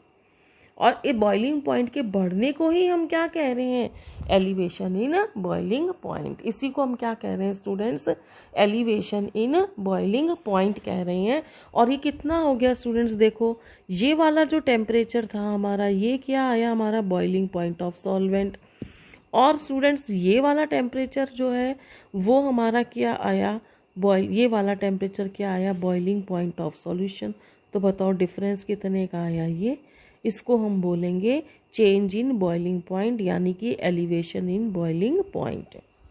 ठीक है, अब स्टूडेंट्स अगर कोई हमसे ये क्वेश्चन पूछे कि पानी में नमक मिलाने पर बॉइलिंग पॉइंट क्यों बढ़ जाता है, तो हमें सिंपल एक लाइन में आंसर देना है कि vapour pressure of solution is less than vapour pressure of solvent. ठीक है स्टूडेंट्स, इसी बात को स्टूडेंट्स हम एक कर्व से समझा सकते हैं, और वो कर्व किसके बीच में होगा स्टूडेंट, वेपर प्रेशर और टेम्परेचर के बीच में होगा। ठीक है, अब आप देखिए यहाँ वाई एक्सिस पर हमने क्या ले लिया, वेपर प्रेशर, और एक्स एक्सिस के ऊपर क्या ले लिया, टेम्परेचर। ठीक है, हमने एक सॉल्वेंट लिया और वो सॉल्वेंट जो है उसका वेपर प्रेशर ए पॉइंट के ऊपर जो था वो इतना था और उसका टेम्परेचर इतना था। ठीक है, और ये है हमारे पास में एटमॉस्फेरिक प्रेशर। तो हमें ये वेपर प्रेशर ना इसके बराबर करना है, तो हमें इसको क्या करना पड़ेगा, गर्म करना पड़ेगा। यानी कि हम इसको गर्म करेंगे तो इसका टेम्परेचर क्या होगा, बढ़ेगा। अब हमने टेम्परेचर बढ़ाना शुरू करा तो वेपर प्रेशर बढ़ना शुरू हो गया, बढ़ते बढ़ते वो ई पॉइंट के ऊपर आ गया। अब ई पॉइंट पर तो एटमॉस्फेरिक प्रेशर है, यानी कि जो ए लिक्विड है इसका वेपर प्रेशर एटमॉस्फेरिक प्रेशर के बराबर हो गया। इस कॉरेस्पॉन्डिंग टेम्परेचर को स्टूडेंट्स हम क्या कहेंगे, सॉल्वेंट का बॉइलिंग पॉइंट। ठीक है स्टूडेंट्स, ठीक है, तो ये जो कर्व है ए बी कर्व, ये किसके लिए है, सॉल्वेंट के लिए है। और इसमें ई पॉइंट स्टूडेंट वो है जब सॉल्वेंट का वेपर प्रेशर एटमॉस्फेरिक प्रेशर के बराबर हो गया, और उसका कॉरेस्पॉन्डिंग टेम्परेचर स्टूडेंट्स क्या कहलाएगा, elevation in boiling point, sorry उसको हम क्या कहेंगे, बॉइलिंग पॉइंट ऑफ सॉल्वेंट। ठीक है, अब स्टूडेंट इसी सॉल्वेंट के अंदर हमने क्या मिला दिया, सॉल्यूट मिला दिया, तो बताओ क्या बन गया, सॉल्यूशन। सॉल्यूशन बनने के बाद वेपर प्रेशर कम हो गया, तो बताओ ये कर्व इसके नीचे मिल रहा है, इसका वेपर प्रेशर इतना है तो इसका वेपर प्रेशर इतना है। ये सी पॉइंट है, सी पॉइंट पर हमारा सॉल्यूशन है तो इसका वेपर प्रेशर इतना है। ठीक है, हम इसके वेपर प्रेशर को एटमॉस्फेरिक प्रेशर के बराबर करना चाहते हैं, हमने इसको गर्म करना शुरू करा। गर्म करते करते इसने F पॉइंट के ऊपर इसका वेपर प्रेशर एटमॉस्फेयर के बराबर हो गया, और इसी कॉरेस्पॉन्डिंग टेम्परेचर को स्टूडेंट्स हम क्या कह देंगे, बॉइलिंग पॉइंट कह देंगे। किसका, सॉल्यूशन का। तो ये हो गया स्टूडेंट सॉल्यूशन का बॉइलिंग पॉइंट, और ये हो गया सॉल्वेंट का बॉइलिंग पॉइंट हो गया, ठीक है। और दोनों के बीच में जो ये डिफरेंस आया ये हो गया डेल्टा टीबी, जिसको हम बोलेंगे students elevation in boiling point. ठीक है स्टूडेंट्स। अब स्टूडेंट्स हम जो है इसकी मैथमेटिकल डेरिवेशन पर आते हैं, मैथमेटिकल फॉर्मूले के ऊपर आते हैं। तो ये मैंने आपको सारा कर्व समझा दिया है, यही बात समझा रखी है मैंने यहाँ पे। और इस कर्व से ये क्लियर हो गया स्टूडेंट्स, आप खुद ही देख लीजिए कि टीबी की वैल्यू ज़्यादा है और टी नॉट बी की वैल्यू कम है, यानी टीबी इज़ ग्रेटर देन क्या हो गया, टी नॉट बी। ठीक है। और अगर हम टीबी में से टी नॉट बी को माइनस कर देंगे तो हमें क्या मिल जाएगा, डेल्टा टीबी। इस डेल्टा टीबी को ही हम क्या कहते हैं, एलिवेशन इन बॉइलिंग पॉइंट। ठीक है। एक तो ये रिलेशनशिप हो गई स्टूडेंट्स। दूसरी रिलेशनशिप अगर हम देखें स्टूडेंट्स तो वो हमारी आ जाएगी delta TB is equal to K B into M. Small M का मतलब स्टूडेंट्स यहाँ पर किससे है, मोलैलिटी से है, मोलैलिटी से। और के बी स्टूडेंट्स यहाँ पर एक कांस्टेंट आएगा, और इस कांस्टेंट को हम बोलते हैं मोलल एलिवेशन कांस्टेंट, या इसको हम बोलते हैं इब्यूलियोस्कोपिक कांस्टेंट, मोलल एलिवेशन कांस्टेंट। ये देखो, ये रहा मोलल, ये रहा एलिवेशन, और ये रहा कांस्टेंट, मोलल एलिवेशन कांस्टेंट। ठीक है। मोलल एलिवेशन कांस्टेंट को स्टूडेंट्स हमें करना है डिफाइन। मैंने आपको पहले भी बताया था, अगर हमें किसी चीज़ को डिफाइन करना हो, यानी कि हमारा, मैं यहाँ लिख देती हूँ स्टूडेंट्स, इसको थोड़ा इस तरीके से लिख देती हूँ ताकि आपको क्लियर हो जाए, मैं कि delta T P is equal to K B into M. अब मुझे के बी को डिफाइन करना है, तो के बी को डेल्टा टी बी के इक्वल कर दो। ये तब होगा जब एम इज इक्वल टू 1 हो जाएगा। एम इज इक्वल टू 1 का मतलब मोलालिटी 1 हो जाएगी। ठीक है। तो के बी यानी कि मोलल एलिवेशन कांस्टेंट स्टूडेंट्स क्या हो जाएगा, के बी यानी कि मोलल एलिवेशन कांस्टेंट जो है वो क्या होगा, is the boiling point. Students देखो यहाँ करेक्शन करिए, मैंने गलत कर दिया है। Constant is the elevation in boiling point when the molality of solution is taken as unity. जब स्टूडेंट्स हम स्मॉल एम यानी मोलैलिटी कितनी ले लेते हैं, 1 ले लेते हैं, उस समय में जो एलिवेशन इन बॉइलिंग पॉइंट होगा उसी को हम क्या कहेंगे, मोलल एलिवेशन कांस्टेंट कहेंगे। ठीक है स्टूडेंट्स। अब अगर हमें इसकी यूनिट निकालनी है तो बोलो क्या करेंगे स्टूडेंट्स, इस फॉर्मूले से के बी को बाहर लाएंगे तो क्या हो जाएगा, ये डेल्टा टी बी अपॉन क्या हो जाएगा, एम हो जाएगा। ठीक है। अब बताओ टेम्परेचर की यूनिट क्या होती है, केल्विन, और मोलैलिटी की यूनिट क्या होती है, स्मॉल एम। या इस मोलैलिटी को हम क्या बोल सकते हैं स्टूडेंट्स, मोल के जी इनवर्स। ठीक है। और इसका रिवर्स करेंगे तो ये क्या बन जाएगा, के जी मोल इनवर्स, क्योंकि ये नीचे आ रहा है, आपका डिवाइड में आ रहा है। ठीक है स्टूडेंट्स। अब यदि हम इस स्मॉल एम की वैल्यू पुट कर दें स्टूडेंट्स, इस स्मॉल एम की वैल्यू पुट करें तो मोलैलिटी है, मोलैलिटी का फॉर्मूला क्या है हमें पता ही है, A upon molecular weight into 1000 by B. तो यहाँ हमने एम की वैल्यू पुट करी है। ठीक है। और यदि मैं मॉलिक्यूलर वेट को यहाँ ले आऊँ तो हमें ये फॉर्मूला मिल जाएगा स्टूडेंट्स। इस टॉपिक के शुरू में ही मैंने आपको बताया था कि हर कॉलिगेटिव प्रॉपर्टीज़ का हमारा एक एम है, और वो एम क्या है कि हम इसके थ्रू किसी भी सॉल्यूट का मोलर मास निकालना चाहते हैं, तो इस फॉर्मूले को यूज़ में लेते हुए हम सॉल्यूट का मोलर मास निकाल सकते हैं। ठीक है। हम ये जो सॉल्यूट है इसका मोलर मास निकाल सकते हैं। ठीक। अब अगर आप कैसे कह सकते हैं कि elevation in boiling point is a colligative property, तो भाई डेल्टा टी बी किसके ऊपर डिपेंड कर रहा है, एम के ऊपर। एम का मतलब क्या है, number of moles of solute present in पर केजी ऑफ सॉल्वेंट, यानी कि ये सॉल्यूट के मोल्स पर डिपेंड कर रहा है, न कि उसके नेचर पर डिपेंड कर रहा है। ठीक है स्टूडेंट्स, तो ये बात मैंने जो आपको बताई स्टूडेंट्स, वो किसके बारे में बताई, मैंने आपको ये सारी बातें बताई एलिवेशन इन बॉइलिंग पॉइंट के बारे में। ठीक है स्टूडेंट, सबसे पहले हमने इसके अंदर क्या करा है, बॉइलिंग पॉइंट की डेफिनेशन करी, फिर हमने ये देखा कि सॉल्यूशन का बॉइलिंग पॉइंट सॉल्वेंट के बॉइलिंग पॉइंट से ज़्यादा होता है, जिसको हम बोलते हैं एलिवेशन इन बॉइलिंग पॉइंट। फिर हमने ये पढ़ा स्टूडेंट्स कि एलिवेशन इन बॉइलिंग पॉइंट का रीज़न क्या है थ्योरेटिकली, और फिर हमने इसी चीज़ को पढ़ा ग्राफिकली, और फिर वहाँ पर स्टूडेंट्स हमने फॉर्मूले पढ़े, और फॉर्मूला पढ़ने के बाद में स्टूडेंट्स हमने सॉल्यूट का मोलर मास निकाला, और हमने ये भी सिद्ध करा कि ये कॉलिगेटिव प्रॉपर्टी क्यों है। ठीक है, और एक कांस्टेंट जो हमें मोलर एलिवेशन कांस्टेंट मिला, हमने उसको डिफाइन भी किया। ठीक है स्टूडेंट्स, अब हम आते हैं लास्ट कॉलिगेटिव प्रॉपर्टी पे और लास्ट टॉपिक के ऊपर, और वो स्टूडेंट्स है हमारी कौन सी प्रॉपर्टी है स्टूडेंट्स, वो है हमारी डिप्रेशन इन फ्रीजिंग पॉइंट।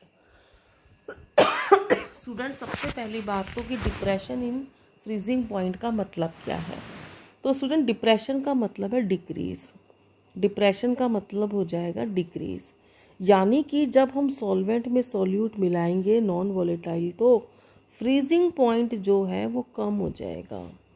कुल मिला के बात क्या है स्टूडेंट्स कि जब सॉल्वेंट में सॉल्यूट मिलाएंगे तो फ्रीजिंग पॉइंट तो डिक्रीज हो जाएगा और बॉइलिंग पॉइंट इंक्रीज हो जाएगा। तो बॉइलिंग पॉइंट के बढ़ने को हम क्या बोलेंगे, एलिवेशन इन बॉइलिंग पॉइंट, और फ्रीजिंग पॉइंट के कम होने को हम क्या बोलेंगे, डिप्रेशन इन फ्रीजिंग पॉइंट बोलेंगे। ठीक है स्टूडेंट्स, अब इसके बाद में स्टूडेंट्स आता है कि फ्रीजिंग पॉइंट की डेफिनेशन क्या है। तो पहले तो स्टूडेंट्स ये समझ लें कि जब बॉइलिंग की बात होती है तो बात होती है लिक्विड और गैस की। इसी तरह से जब फ्रीजिंग की बात होगी स्टूडेंट्स तो बात होगी लिक्विड और सॉलिड की। यानी कि इस समय में स्टूडेंट्स कोई भी जो हमारा सब्सटेंस है उस सब्सटेंस के लिक्विड फेज में जो वेपर प्रेशर है वो उसके सॉलिड फेज के वेपर प्रेशर के क्या हो जाएगा, बराबर हो जाएगा। तो जब लिक्विड फेज का वेपर प्रेशर सॉलिड फेज के वेपर प्रेशर के बराबर हो जाएगा तो हम ये कहेंगे कि भाई उसका फ्रीजिंग पॉइंट आ गया है। ठीक है, तो बात ही कुल मिलाकर स्टूडेंट्स किस पर आ रही है, वेपर प्रेशर पर आ रही है। बॉइलिंग पॉइंट को भी हमने ऐसे ही डिफाइन किया था और फ्रीजिंग पॉइंट को भी हम ऐसे ही डिफाइन कर रहे हैं। ठीक है, अब जैसे कि स्टूडेंट्स हम बात करें यहाँ पर स्टूडेंट्स, और वो बात करें हम किसकी, फ्रीजिंग पॉइंट ऑफ वाटर की, तो हमें पता है 0 degree centigrade is the freezing point of water. It means at this temperature ice and water are in equilibrium, दोनों एक दूसरे के इक्विलिब्रियम में है। इक्विलिब्रियम का क्या मतलब है स्टूडेंट्स कि वेपर प्रेशर दोनों का कैसा हो जाएगा, सेम हो जाएगा। किसका, दोनों का, लिक्विड वाटर का और आइस का। ठीक है, अगली बात स्टूडेंट्स जो आई इसके अंदर वो क्या आ रही है कि freezing point of a solution is always lower than pure solvent and this is called depression in freezing point. इसी को हम क्या बोलते हैं, डिप्रेशन इन फ्रीजिंग पॉइंट बोलते हैं। रीज़न वही है स्टूडेंट्स कि vapour pressure of solution is less than vapour pressure of solvent, so solution has to be more cold. अब देखो स्टूडेंट्स, लिक्विड से सॉलिड स्टेट में आना है तो हम उस चीज़ को क्या करेंगे, ठंडा करेंगे। आप अपने माइंड में पानी को रखो, अगर पानी को ठंडा करेंगे तो बर्फ़ मिलेगी ना हमें। ठीक है, ताकि लिक्विड का वेपर प्रेशर जो है वो सॉलिड के वेपर प्रेशर के बराबर हो जाए। हमें पता है स्टूडेंट्स कि vapour pressure is directly proportional to temperature. अगर टेम्परेचर बढ़ाएंगे तो वेपर प्रेशर बढ़ेगा, टेम्परेचर कम करेंगे तो वेपर प्रेशर कम होगा। सॉलिड का वेपर प्रेशर लिक्विड के वेपर प्रेशर से क्या होता है, कम होता है। अब हम करना क्या चाहते हैं स्टूडेंट्स, लिक्विड को किस में बदलना चाहते हैं, सॉलिड में। यहाँ हमने लिक्विड को किस में बदला था, गैस में। तो यहाँ हमको वेपर प्रेशर इंक्रीज करना था तो हमने टेम्परेचर इंक्रीज करा। यहाँ हमें वेपर प्रेशर क्या करना है, कम, तो हम टेम्परेचर भी क्या करेंगे, कम करेंगे। ठीक है स्टूडेंट्स, तो एक तरफ तो हम लिक्विड से कौन सी फेज में आए, गैसियस फेज में, और अब हम लिक्विड से कौन सी फेज में आना चाहते हैं, सॉलिड फेज में। तो जस्ट रिवर्स हो जाएगा, जहाँ हम पहले टेम्परेचर बढ़ा रहे थे वहीं अब हम टेम्परेचर क्या करेंगे, कम करेंगे। ठीक है, इसको और अच्छे से समझने के लिए स्टूडेंट्स फिर मैं आपको वही बात समझा रही हूँ। यहाँ पर पहले मैं ये वाला पोर्शन इरेज कर देती हूँ ताकि आपको क्लियर समझ में आ जाए। तो स्टूडेंट्स यहाँ पर अब आप देखिए इस केस के अंदर क्या है, हमने 2 केसेस लिए। कौन से 2 केसेस लिए स्टूडेंट्स हमने?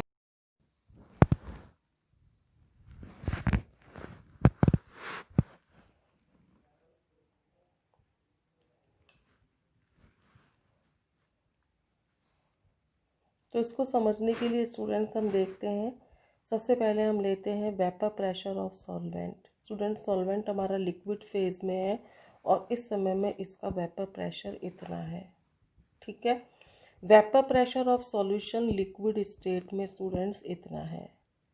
आप देख रहे हैं कि वेपर प्रेशर ऑफ सॉल्यूशन जो है वो कम है और वेपर प्रेशर ऑफ सॉल्वेंट ज़्यादा है, क्योंकि ये मैं पहले ही एक्सप्लेन कर चुकी हूँ कि सॉल्यूशन का वेपर प्रेशर सॉल्वेंट के वेपर प्रेशर से कम होता है। ठीक है स्टूडेंट्स, अब हम क्या करना चाहते हैं, लिक्विड सॉल्वेंट को सॉलिड सॉल्वेंट में कन्वर्ट करना चाहते हैं और सॉलिड सॉल्वेंट का वेपर प्रेशर इतना है। ठीक है, यानी कि हमें लिक्विड सॉल्वेंट को कूल करना पड़ेगा ताकि वो सॉलिड फेज में आ जाए। सपोज करो हम पानी को कूल कर कर आइस बनाना चाहते हैं, तो जब वो लिक्विड से सॉलिड फेज में आएगा तो हमें टेम्परेचर कम करना पड़ेगा और टेम्परेचर कम करेंगे तो उसका वेपर प्रेशर क्या हो जाएगा, कम हो जाएगा। ये जो स्टेज है स्टूडेंट, इस समय में सॉलिड सॉल्वेंट और लिक्विड सॉल्वेंट जो है दोनों की वेपर प्रेशर क्या हो जाएगा, सेम हो जाएगा। ठीक है, अब स्टूडेंट्स हमने सॉल्यूशन को कूल करना शुरू करा तो सॉल्यूशन की जो लिक्विड फेज है वो सॉलिड फेज में कन्वर्ट होगी। तो सॉल्यूशन की लिक्विड फेज जब सॉलिड फेज के अंदर कन्वर्ट होगी तो उसके लिए हम उसको कूल करेंगे और उसका भी वेपर प्रेशर क्या हो जाएगा, कम हो जाएगा। और जब उसका वेपर प्रेशर कम हो जाएगा तो एक स्टेज ऐसी आएगी जब सॉलिड सॉल्यूशन का वेपर प्रेशर जो है वो लिक्विड सॉल्यूशन के वेपर प्रेशर के बराबर हो जाएगा और इस समय हम कहेंगे कि भाई सॉल्यूशन का फ्रीजिंग पॉइंट आ गया। इससे पहले हमें जो मिला था वो सॉल्वेंट का फ्रीजिंग पॉइंट मिला था। सॉल्वेंट की फ्रीजिंग पॉइंट को हम T0F से शो करेंगे और सॉल्यूशन की फ्रीजिंग पॉइंट को हम TF से शो करेंगे और दोनों के बीच में जो डिफरेंस आया स्टूडेंट्स उसको हम बोलेंगे डेल्टा TF।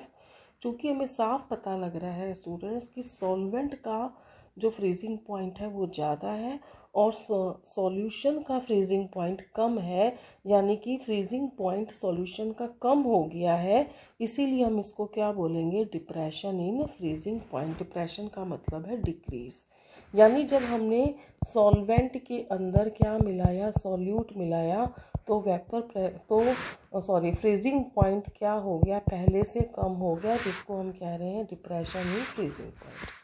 ठीक है students, depression in freezing point को स्टूडेंट हम कर्व से भी समझ सकते हैं। किसके बीच में कर्व खींचेंगे स्टूडेंट, वेपर प्रेशर और टेम्परेचर के बीच में। इससे पहले स्टूडेंट्स जो हमने कर्व खींचा था वो कर्व हमने खींचा था स्टूडेंट्स वेपर प्रेशर और टेम्परेचर के ही बीच में, लेकिन तब हमने स्टूडेंट्स खींचा था एलिवेशन इन बॉइलिंग पॉइंट के लिए और अब स्टूडेंट हम ये खींचेंगे डिप्रेशन इन फ्रीजिंग पॉइंट के लिए। ठीक है स्टूडेंट्स, पहले की तरह ही हमने वाई एक्सिस पर क्या ले लिया, वेपर प्रेशर, और एक्स एक्सिस के ऊपर स्टूडेंट्स हमने क्या ले लिया, टेम्परेचर ले लिया। ठीक है स्टूडेंट्स, अब स्टूडेंट्स यहाँ पर हमारा एक सॉल्वेंट है जो पॉइंट ए पर है। पॉइंट ए पे जो हमारा सॉल्वेंट है ये लिक्विड फेज में, स्टूडेंट्स अपने नोट्स में भी कर लेना, ये लिक्विड फेज के अंदर है और स्टूडेंट्स ये जो इस समय इसका वेपर प्रेशर इतना है और इसका टेम्परेचर इतना है। हम इसको लिक्विड फेज से सॉलिड फेज में लाना चाहते हैं तो हम इसका टेम्परेचर कम करेंगे तो वेपर प्रेशर कम होगा और इसका वेपर प्रेशर कम होते होते बी पॉइंट आ जाएगा और बी पॉइंट पे स्टूडेंट क्या होगा कि ये जो सॉल्वेंट लिक्विड फेज में था ये सॉल्वेंट जो है वो सॉलिड स्टेट में आना शुरू हो जाएगा और जब ये सॉलिड स्टेट में आना शुरू हो जाएगा तो इस समय इस सॉल्वेंट की लिक्विड फेज और सॉल्वेंट के सॉलिड फेज के बीच में का जो वेपर प्रेशर है वो कैसा हो जाएगा, सेम हो जाएगा। यानी लिक्विड सॉल्वेंट का और सॉलिड सॉल्वेंट का वेपर प्रेशर सेम हो जाएगा, इसको हम बोलेंगे इक्विलिब्रियम स्टेट। और इस समय जो कॉरेस्पॉन्डिंग टेम्परेचर होगा स्टूडेंट्स उसको हम क्या बोलेंगे, T0F, यानी फ्रीजिंग पॉइंट ऑफ सॉल्वेंट। ठीक है। अब स्टूडेंट हमने क्या करा, इसी सॉल्वेंट में सॉल्यूट मिला के सॉल्यूशन बनाया, तो हमें एक नीचे कर्व मिलेगा जिसका वेपर प्रेशर सॉल्वेंट के वेपर प्रेशर से कम होगा, माना वो डी पॉइंट पर है। और ये अभी कौन सी स्टेट में है स्टूडेंट्स, लिक्विड स्टेट में है। तो सॉलिड स्टेट में लाने के लिए हम इसको कूल करेंगे तो इसका वेपर प्रेशर कम होगा, और कम होते होते हमें एक ई पॉइंट मिलेगा। ई पॉइंट के ऊपर जो सॉल्यूशन लिक्विड फॉर्म में है वो अब कौन सी फॉर्म में आ जाएगा, सॉलिड फॉर्म में आ जाएगा। और इस इंटरसेक्टिंग पॉइंट को हम क्या बोलेंगे, टीएफ, यानी कि फ्रीजिंग पॉइंट ऑफ सॉल्यूशन बोलेंगे। स्टूडेंट्स ग्राफ से क्लियर है कि फ्रीज ये टेम्परेचर कम है और ये टेम्परेचर ज़्यादा है। ये किसका है, सॉल्वेंट का, ये किसका है, सॉल्यूशन का। दोनों के डिफरेंस को हम क्या बोलेंगे, डेल्टा टीएफ बोलेंगे, यानी डिप्रेशन इन फ्रीजिंग पॉइंट बोलेंगे। ठीक है स्टूडेंट्स, तो ये दोनों ही कर्व मैंने आपको साइड बाय साइड इसीलिए समझाए हैं ताकि हम इन दोनों को कंपेयर कर सकें। दोनों में हमने एक्स एक्सिस पे टेम्परेचर लिया है, दोनों में हमने वाई एक्सिस पर वेपर प्रेशर लिया है। यहाँ हमने टेम्परेचर को बढ़ाया है और वेपर प्रेशर को भी बढ़ाया है। यहाँ हमने स्टूडेंट्स टेम्परेचर को कम किया है और वेपर प्रेशर को भी कम किया। यहाँ हमने लिक्विड को गैस में बदला है, यहाँ हमने लिक्विड को सॉलिड में बदला है। यहाँ पर students elevation in boiling point हुआ है, यहाँ डिप्रेशन इन फ्रीजिंग पॉइंट हुआ है। ठीक है स्टूडेंट्स, ये सारी बातें मैं आपको ऑलरेडी समझा चुकी हूँ स्टूडेंट्स। ग्राफ से ये क्लियर हो गया कि T naught F is greater than T F, तो delta T F is equal to delta T naught F, sorry delta T F is equal to T naught F minus T F हो जाएगा। इस delta T F को हम बोलेंगे depression in freezing point या lowering of freezing point. ठीक है students, जिस तरह से स्टूडेंट्स हमने यहाँ करा था कि delta T B is equal to होता है के बी इंटू एम, इसी तरीके से यहाँ delta T F is equal to हो जाएगा के एफ इंटू एम के बराबर। एम का मतलब मोलैलिटी होता है, डेल्टा टी बी का मतलब elevation in boiling point, delta T F का मतलब डिप्रेशन इन फ्रीजिंग पॉइंट। के एफ कौन है स्टूडेंट्स, के एफ यहाँ पर है मोलल डिप्रेशन कांस्टेंट। एम का मतलब मोलल, डेल्टा टी एफ का मतलब हो गया डिप्रेशन और के का मतलब हो गया कांस्टेंट। जैसे यहाँ पे था स्टूडेंट, ये था हमारा मोलल, ये था एलिवेशन और ये हो गया हमारा कांस्टेंट। तो मोलल एलिवेशन कांस्टेंट हो गया, यहाँ हो गया मोलल डिप्रेशन कांस्टेंट। जिस तरह से स्टूडेंट यहाँ हमने एब्यूलियोस्कोपिक कांस्टेंट नाम दिया, उसी तरीके से यहाँ हम इसका क्या नाम देंगे, क्रायोस्कोपिक कांस्टेंट बोल सकते हैं, ये इसका दूसरे नाम है। अब स्टूडेंट जैसे हमने के बी को डिफाइन करा था वैसे ही हम किसको डिफाइन करेंगे, के एफ को। क्या फॉर्मूला बना स्टूडेंट्स हमारा कि delta T F is equal to K F into M. K F को हम डेल्टा टी एफ के इक्वल कर सकते हैं अगर हम मोलैलिटी को 1 ले लें। तो क्या डेफिनेशन बनेगी स्टूडेंट्स की, मोलल, इसको हम बोलेंगे molal depression constant. K F कौन है, molal depression constant is equal to किसके बराबर होगा, यहाँ स्टूडेंट आप फिर करेक्शन करिए, इसको हम बोलेंगे फ्रीजिंग पॉइंट नहीं है स्टूडेंट, इसको हम बोलेंगे depression in freezing point. Depression in freezing point, ये करेक्शन कर लेना स्टूडेंट्स नोट्स में। Molal depression constant is equal to depression in freezing point when molality of solution is taken as unity. ठीक है, यूनिट इसकी वही होगी जो यहाँ पर चल रही थी, वही यूनिट इसकी हो जाएगी। अब देखो स्टूडेंट, हमने इस स्मॉल एम की वैल्यू पुट करी ये वाली, तो हमको मिल गया ये फॉर्मूला। इस फॉर्मूले में से स्टूडेंट्स हम मॉलिक्यूलर वेट निकाल सकते हैं। ये मॉलिक्यूलर वेट किसका है, सॉल्यूट का। तो हर कॉलिगेटिव प्रॉपर्टी से का एक ही एम था स्टूडेंट्स कि हम सॉल्यूट का मॉलिक्यूलर वेट निकालना चाहते थे, तो यहाँ पर हम इस फॉर्मूले से सॉल्यूट का मॉलिक्यूलर वेट निकाल लेंगे। डिप्रेशन इन फ्रीजिंग पॉइंट भी स्टूडेंट्स कॉलिगेटिव प्रॉपर्टी है, क्योंकि ये स्मॉल एम पे डिपेंड कर रही है। स्मॉल एम होता है मोलल मोलैलिटी, मोलैलिटी का मतलब होता है number of moles of solute present in पर केजी ऑफ वाटर या सॉल्वेंट। ठीक है स्टूडेंट्स, तो ये वाली बात मैंने आपको समझा दी। अब स्टूडेंट एक इम्पॉर्टेंट चीज़ मैं आपको नोट्स में लिखना भूल गई, तो वो मैं अब आपको समझा रही हूँ, आप इसको अपनी नोट डाउन कर लेना। और ये बहुत इंपॉर्टेंट टॉपिक है स्टूडेंट, ये मुझे थोड़ी सी जगह खाली दिख रही है, यहाँ समझा देती हूँ। टॉपिक हमारा है स्टूडेंट्स एलिवेशन, टॉपिक है हमारा डिप्रेशन इन फ्रीजिंग पॉइंट। ठीक है, डिप्रेशन इन फ्रीजिंग पॉइंट, इसकी क्या एप्लीकेशन है। हम इसकी एप्लीकेशन पढ़ेंगे। ठीक है, तो सबसे पहला होता है स्टूडेंट्स की एक केमिकल है जिसको हम बोलते हैं इथाइलिन ग्लाइकॉल, और इस इथाइलिन ग्लाइकॉल का यूज़ किया जाता है एंटी फ्रीज की तरह। इसका यूज़ किया जाता है एंटी फ्रीज की तरह। कब किया जाता है स्टूडेंट्स? हिल स्टेशंस पर। हिल स्टेशंस पे जब गाड़ियाँ जाती हैं, कार जा रही है सपोज करो, तो उसकी जो बैटरी है, उसकी बैटरी के अंदर, कार रेडिएटर्स के अंदर पानी होता है। और अगर हमारा हिल स्टेशन का टेम्परेचर स्टूडेंट्स -12 डिग्री सेंटीग्रेड है तो इस पर तो पानी जम जाएगा, तो गाड़ी चलना बंद कर देगी। लेकिन हम देखते हैं वो तो हिल स्टेशन पे चल रही होती है। क्यों? क्योंकि उसके अंदर हम स्टूडेंट क्या मिला देते हैं? इथाइलिन ग्लाइकॉल मिला देते हैं। तो ये इथाइलिन ग्लाइकॉल क्या करता है? नॉन वोलेटाइल सॉल्यूट होता है, और नॉन वोलेटाइल सॉल्यूट होने की वजह से फ्रीजिंग पॉइंट को डिक्रीज़ कर देता है। और फ्रीजिंग पॉइंट डिक्रीज़ होने की वजह से अब वो -14 डिग्री सेंटीग्रेड पर ही जमेगा।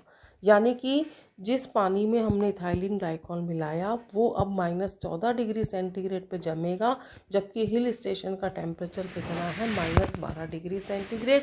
यानी -12 डिग्री सेंटीग्रेड पे वो नहीं जमेगा और कार हमारी चलती रहेगी। ठीक है, दूसरा इसका यूज़ जो है स्टूडेंट्स वो होता है स्नोफॉल के टाइम।